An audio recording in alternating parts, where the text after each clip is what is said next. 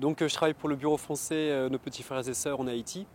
Donc mon rôle c'est plus de faire le lien entre nos activités ici sur place, nos besoins et puis donc les financements et les comptes rendus avec le bureau français qui les finance en partie. Bon, en fait l'idée de Nos petits frères et sœurs en Haïti, donc là sous l'impulsion du père Richard Fréchette, qui est à la tête du projet depuis 23 ans, en fait c'est toujours de s'adapter aux problématiques du pays. Donc toujours être dans le rythme en fait de l'actualité. Donc ça veut dire s'adapter aussi bien au programme qu'on a à la base pour aider les enfants en fait. Donc l'aide à l'enfance qui est assez important. Et aussi développer toute la partie médicale qui est essentielle parce qu'en Haïti il manque beaucoup de choses, notamment de structures médicales. Donc c'est pour ça que de simples, on va dire, équipes médicales qui allaient dans les bidonvilles, dans les zones défavorisées, on est passé à un hôpital pédiatrique. Ensuite, une clinique, une maternité, un programme de néonatologie. Maintenant, on développe la partie chirurgie actuellement. On s'est également investi énormément dans le choléra. On a construit récemment un centre qui marche plutôt bien. Plusieurs autres ONG internationales sont venues nous visiter et on était assez surpris par la qualité de notre travail, ce qui est toujours flatteur. En étant envoyé par le bureau français, je ne m'estime pas du tout, on va dire, un des directeurs ou un des maillons essentiels de l'engrenage.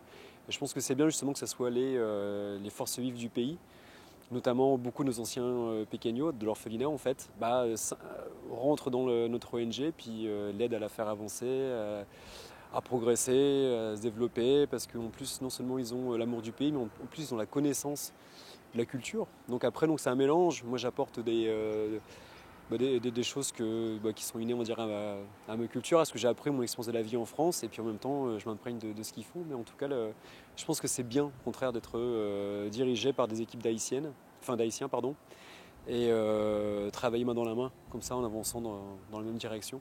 À partir du moment où un enfant rentre dans notre grande famille, parce qu'il y a un côté très familial qui est vraiment mis en avant dans notre façon d'accueillir les enfants, puis de les prendre sous notre aile.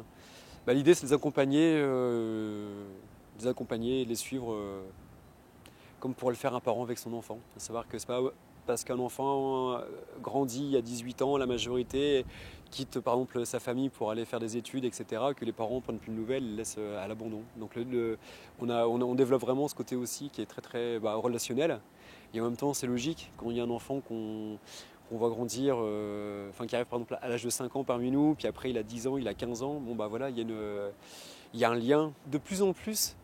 Nous, ce qu'on essaie de mettre en place, c'est développer vraiment les qualités, on va dire les forces, les forces vives ou les qualités de nos enfants. Certains sont en effet très doués pour l'école, et tant mieux. Certains deviennent médecins, par exemple. Il y en a beaucoup. Et puis d'autres sont moins doués pour les études, donc ils passent l'équivalent du bac quand même. Et après, nous, on les encourage à développer, à apprendre, à se former à différents métiers qui peuvent les intéresser. Donc nous, on a construit un grand bâtiment en fait. Enfin, c'est plus qu'un bâtiment en fait, on a construit une structure où il y a différents ateliers professionnels et en fait on permet aux enfants en fait d'intégrer ces structures de formation et d'apprendre un métier qui les intéresse. Ça peut aller de la mécanique à la couture, en passant par la boulangerie, on fait aussi nos propres pâtes, etc. qu'on vend ensuite à d'autres collectivités. Donc en même temps, ça nous permet d'avoir un petit pécule qui nous permet de grandir tout en donnant du travail à nos enfants, donc c'est chouette. Donc ce qu'on peut espérer de Cité Soleil, moi je pense dans un premier temps, c'est d'offrir aux enfants, donc la nouvelle génération, quelque chose de doux, quelque chose de beau, quelque chose de plein d'espoir qui est l'école. L'école, non seulement les enfants vont apprendre à lire, à écrire, à structurer un peu leur pensée, leur esprit, puis en plus ils vont chaque jour manger un grand plat chaud. Ce qui est un luxe, même si ça peut paraître ça peut paraître étrange de le dire, mais c'est un vrai luxe. Donc déjà, ces enfants, en leur montrant qu'en allant à l'école, ils ont à manger, ils sont bien encadrés. L'idée, c'est de les motiver à ne pas se tourner, à pas rester dans la rue, puis à pas accepter à toujours avoir l'esprit occupé, mais de façon positive en fait, à se construire. Donc ça, c'est important. Donc moi, je crois beaucoup aux écoles dans Cité Soleil. Et en parallèle, il ne faut pas non plus abandonner l'autre génération, donc les adolescents, les adultes, qui eux sont plutôt Dans un état de déception assez grand, et ça se comprend tout à fait quand on voit les conditions de vie, les conditions de survie dans lesquelles ils se trouvent. Et donc l'idée, c'est de leur proposer du travail pour justement dans la dignité, euh, avoir un petit pécule qui leur permet de prendre soin de leur famille, donner à manger, etc. Des choses très basiques mais très importantes qui n'ont malheureusement pas en main. Donc nous, par rapport à ça, on souhaite développer différents programmes, et notamment les cantines populaires, qui sont déjà un premier pas pour permettre aux plus démunis des plus démunis, parce que malheureusement dans la pauvreté il y a encore une hiérarchie. Ces personnes extrêmement défavorisées d'avoir un plat chaud également par jour, c'est important.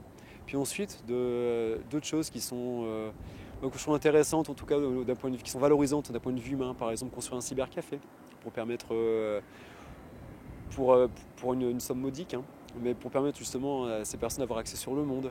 Notre objectif là, c'est de construire une grande structure hospitalière dans Cité Soleil. Il faut savoir que la santé, notamment les conditions de vie, elle est d'autant plus fragile.